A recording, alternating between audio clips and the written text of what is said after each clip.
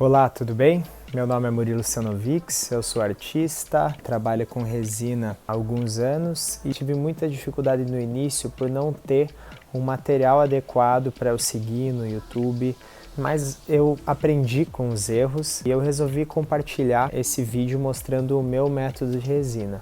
O meu método não é um método padrão e muito menos eu sou profissional nisso. Eu só, após algumas dúvidas no meu Instagram e eu já com vontade de compartilhar esse conhecimento aqui, eu resolvi fazer esse vídeo mostrando com passos simples e mostrando uma solução de problema, dos problemas mais comuns que eu tive em todo esse processo, nesses anos, ensinando a solucioná-los de uma forma simples, sem materiais sofisticados, que eu não tinha na época também, então isso era mais uma fonte de dificuldade. O vídeo vai ser focado para os artistas que desejam selar suas obras, como eu, por exemplo, no início eu usava fitas e elas tinham elasticidade, então eu precisava selar as obras de alguma forma e a resina foi ótima para isso. Hoje mesmo eu usando outro tipo de fita, eu continuo usando a resina pela valorização da obra que ela dá, refletividade, enfim. Também aos fotógrafos, artistas que usam prints e querem selar o seu print com uma camada fina de resina, que valoriza muito a obra. Então vou colocar na tela aqui os 5 passos que eu vou seguir na produção desse vídeo e aí a gente vai produzir junto uma obra que eu já passei 2 camadas de resina, vou passar a 3ª camada de resina com vocês. Vamos lá? Essas são as 5 etapas que eu vou seguir para a produção do vídeo. Vou colocar na descrição o exato momento em que cada uma começa para uma busca específica se for do seu interesse. Começarei o passo 1 apresentando os materiais e a obra em que eu vou aplicar a resina. Então vamos aos materiais. Esses são todos os materiais que eu uso. Uma espátula normal para fazer a mistura da solução de resina com endurecedor. Espátula dentada para você manipular a resina na peça. Ela tem uns dentes em que você vai homogeneizar a espessura da resina. O pincel eu uso para fazer o acabamento lateral quando eu faço a borda infinita. O maçarico a gente usa para retirar bolhas, tem outros métodos como soprador térmico, até o próprio secador de cabelo, mas daí eu uso com um outro intuito, com o intuito de esquentar um pouco a solução, distribuir melhor a resina, ela fica um pouquinho mais fluida e ela cura mais rápido se eu esquento ela. E ela ajuda um pouquinho nas bolhas, mas o que vai retirar as bolhas mesmo é o maçarico. Também existe o spray tira-bolhas e alguns produtos que você mistura com a solução para também ter menos bolhas, mas eu gosto do maçarico. Um copo com medidor para misturar a solução, uma balança. Essa não é uma balança de precisão, uma balança de cozinha que eu uso para volumes maiores, mas infelizmente eu não tenho a minha de precisão, que é a menorzinha, que é a mais indicada para um volume como esse que eu vou usar hoje. Aqui está a resina e o endurecedor. A resina ela é bicomponente, a resina epóxi apresenta alta ou baixa viscosidade. Eu gosto de usar a baixa viscosidade porque ela se distribui melhor no quadro e ela dá menos bolhas. Mas você também pode usar de alta viscosidade, só que aí é indicado, se você quiser melhor distribuição, que ela fique mais fluida, que você use o secador e também que você faça um banho-maria de 3 a 5 minutos com água morna, só da resina, não a solução, porque senão vai esquentar e pode até perder toda a mistura. E para a limpeza eu uso a estopa e a solução de acetona. Agora eu vou mostrar para vocês como é que está a peça. A obra que eu vou aplicar resina é essa, ela está lixada por uma razão de que eu estou repassando uma camada de resina nela, porque ela acabou sofrendo 2 pequenos riscos na área central, resolvi lixá-la e passar uma nova camada. Vocês podem notar que o quadro está com uma moldura, eu nunca aplico já com a moldura, só que em especial nesse caso, que o quadro ele já estava pronto, correu esses riscos e eu resolvi passar uma nova camada de resina. Se não tivesse a moldura, eu iria deixar ele com a borda infinita e aí eu iria só fazer o acabamento lateral com o pincel. Como tem a moldura, eu vou fazer o mesmo processo, mas eu já protegi a moldura aqui com fita e aí eu vou fazer o mesmo processo entrando o pincel nessa lateral e até vai ficar bom porque ele vai fixar mais a moldura no quadro. Para proteger o solo, eu uso plástico. Eu costumava usar jornal, mas o jornal ele infiltra e suja mesmo assim. O plástico você pode reutilizar outras vezes e não faz bagunça. Não é bom você deixar o quadro numa superfície normal, sempre ele elevado do solo, porque senão ele vai acumular líquido aqui de resina e aí você vai ter dificuldades para tirar depois que você passar. Então, seja uma fotografia que estará colada no MDF, você vai subir ela, por exemplo, com uma lata de tinta, seja uma obra que eu estou usando um suporte de metal. As lâmpadas que eu uso são aquelas lâmpadas que dissipam calor, elas esquentam e elas produzem um ambiente de estufa. No meu estúdio em Curitiba, eu tenho 4 lâmpadas dessa, onde eu deixo elas por um tempo até adquirir uma temperatura estável no ambiente e eu deixo o quadro no ambiente, porque não dá para você colocar o quadro na hora, porque ele vai ter uma temperatura diferente do ambiente. Aqui ao lado eu vou mostrar para vocês como eu usaria o pincel na lateral. Eu apliquei resina na face lateral do quadro e aí eu fiz o acabamento com o pincel aqui na lateral. Eu vou rodar rapidinho um time-lapse do processo para vocês verem como é que foi. Nesse time-lapse eu vou descrever os passos e os detalhes eles vão ficar para o próximo processo. O quadro ele já estava lixado e após eu ter calculado a resina, eu a apliquei sobre a obra manuseando com as espátulas. Nesse quadro eu usei a lâmpada incandescente para produzir calor e eu aqueci a resina com um secador. No final do processo eu usei o pincel para acabar as bordas. Então esse é o segundo passo, que é a limpeza dos materiais que vão entrar em contato com a mistura da resina e o catalisador. Os materiais eles precisam ser limpados com uma solução de acetona, usando uma estopa, para que não contamine a mistura.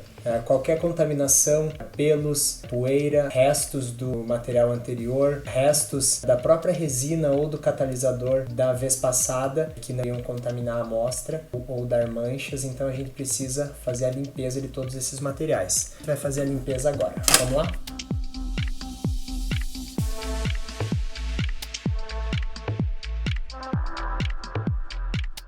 Vocês viram como foi rápido de limpar, mas às vezes quando o material está muito sujo, você pode usar lâminas de estilete ou chaves de fenda para você retirar o excesso de resina que ficou de um processo passado e aí depois limpar com acetona. Agora a gente vai para o passo 3, que é o cálculo, a mistura e a aplicação da resina. Vamos lá para cima agora.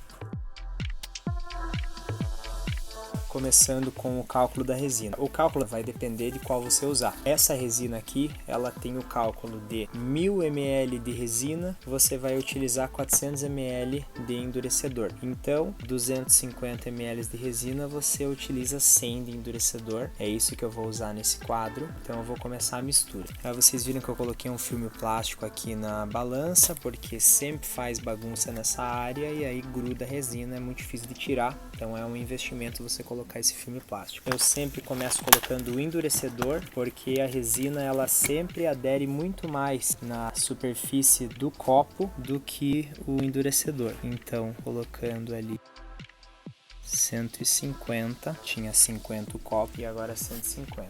Quando sempre muito cuidado para não fazer bolhas. O que vai impedir de fazer bolha? Se você colocar com o copo levemente inclinado para o líquido correr na parede do copo, isso evita um pouco de fazer bolhas. E quando você for aplicar na superfície, você também aplica bem perto da superfície para não fazer bolha. No ato de misturar também tem que ser um ato singelo e cuidadoso para que não faça tantas bolhas. Então já tenho aqui 350 ml de solução. Agora eu tenho que mexer muito bem para homogeneizar essa mistura.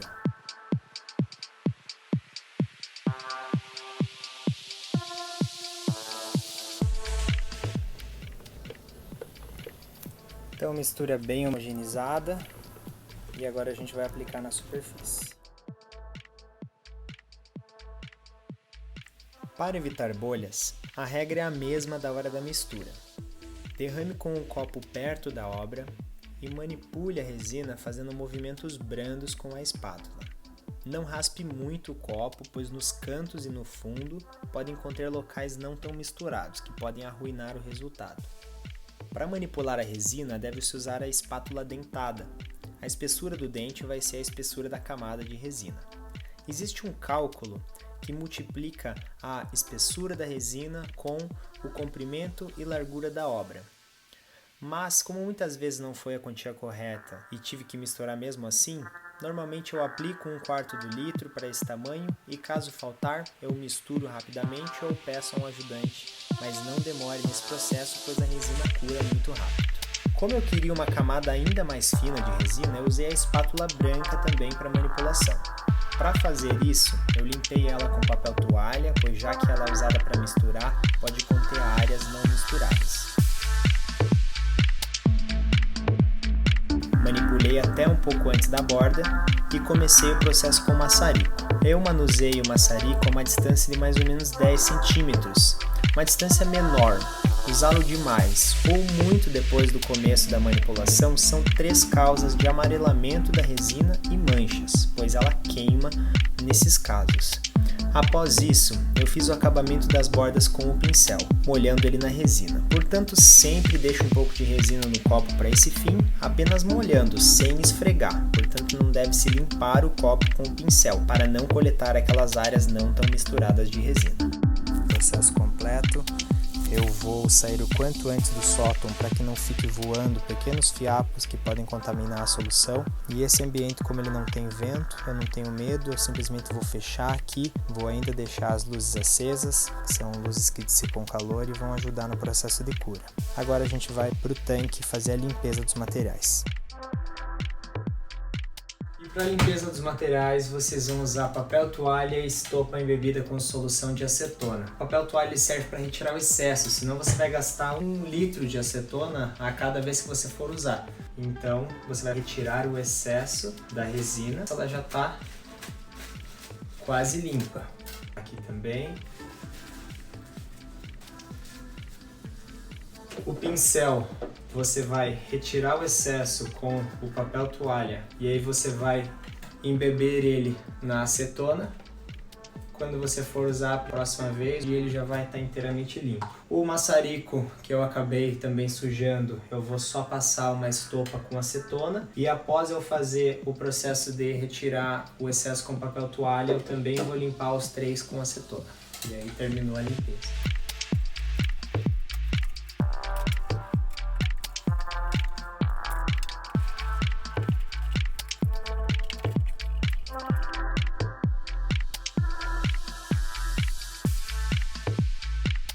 Bom dia, galera. Então, as resinas já estão curadas, já se passou 24 horas.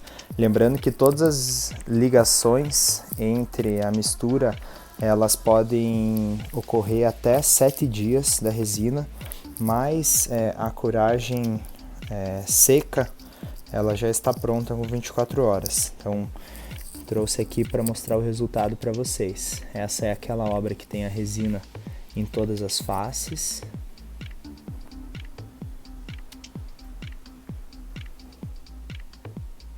Olha como a resina ela deixa a obra muito mais sofisticada. Percebam o brilho, a valorização da obra. E essa é a obra que a gente fez junto.